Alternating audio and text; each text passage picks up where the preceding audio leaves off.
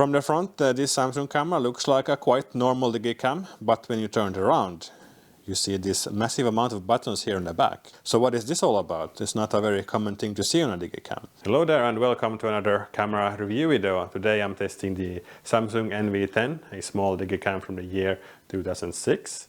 And well, overall Samsung doesn't seem to be a very well-known Digicam brand, at least not compared to Canon or Sony, but they made quite a lot of interesting models, especially this one, the NV10. For the basic specs of the camera, let's start with the lens, which is a zoom lens that goes from 7.4mm to 22.2mm.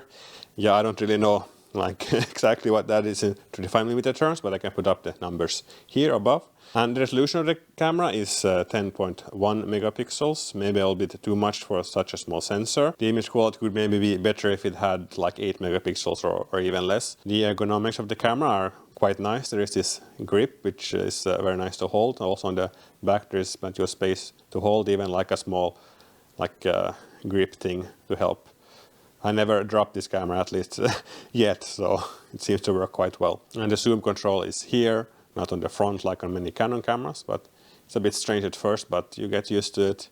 And then the thing that really stands out on this camera is this button layout. Like there are so many buttons, like here on the downside and on the side of the camera, but I'll get back to those later as well. The camera has a metal finish, so it doesn't feel very cheap or anything. It feels very good in the hand, and yeah, overall very nice camera design. And the camera itself is quite fast and responsive taking pictures, so in that way it feels more like a modern camera than a vintage camera.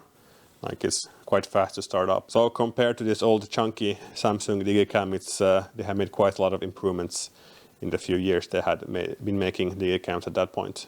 Yeah, so let's get back to the most unique part of this camera, the button layout on the back. I've not seen anything like this on any other Digicam. I think Samsung is quite unique when it comes to this. So the buttons each correspond to different functions. Now since I have it on the P mode, I can use it to change the ISO.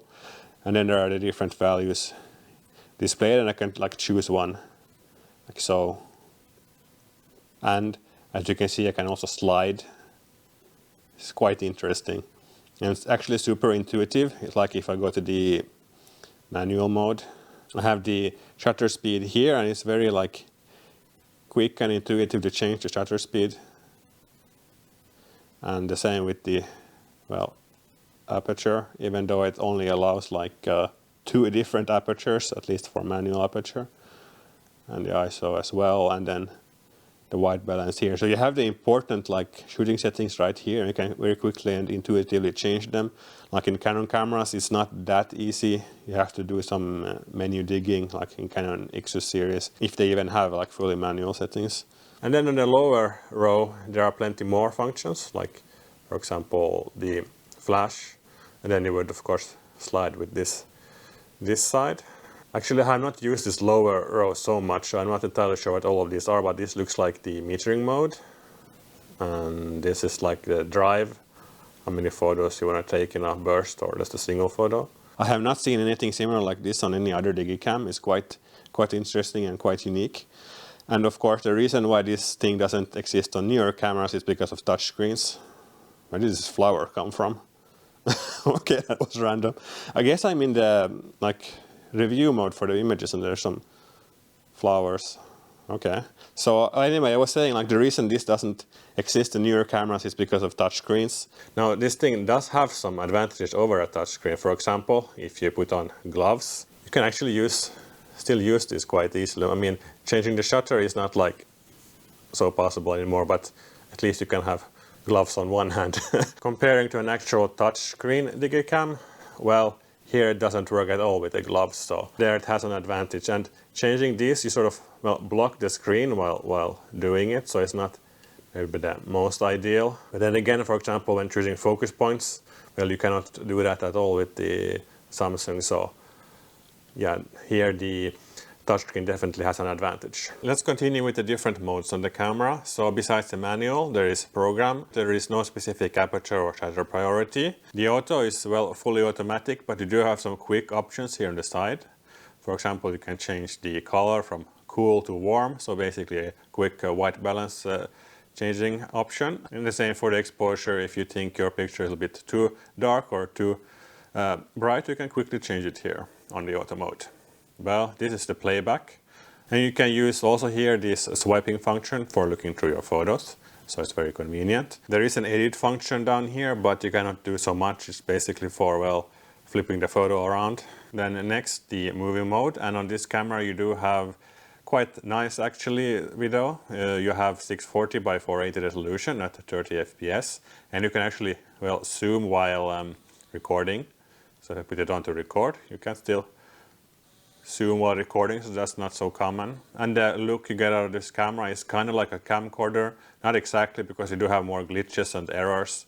Usually the priority on Digicams was not video, so usually it's a bit lower quality than on a camcorder, and of course not as convenient to use. But still you can make videos with this camera and have them having a very, let's say, vintage look. And then we continue with the scene modes, which are basically automatic modes, but with some different parameters set for different scenarios.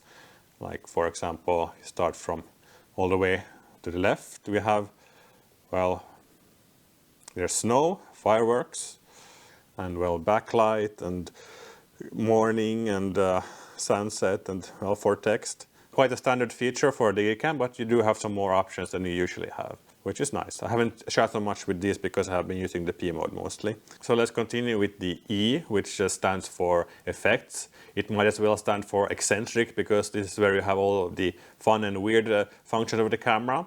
For example, these frames. So, well, first of all, they continue kind of normally, start kind of normally with these white frames, but the more you go, the more weirder they become, basically.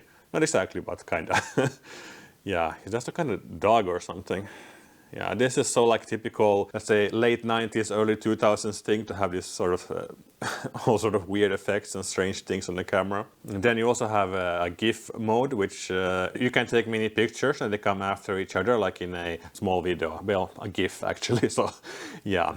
And then you have, well, a multi-picture mode, so you can take many pictures or put many pictures on the same frame. And then the last mode on the camera is this ASR, which is the lens stabilizer, which means you cannot use a lens stabilizer on the other modes. You have to have it here, which is a bit of a limitation and a downside.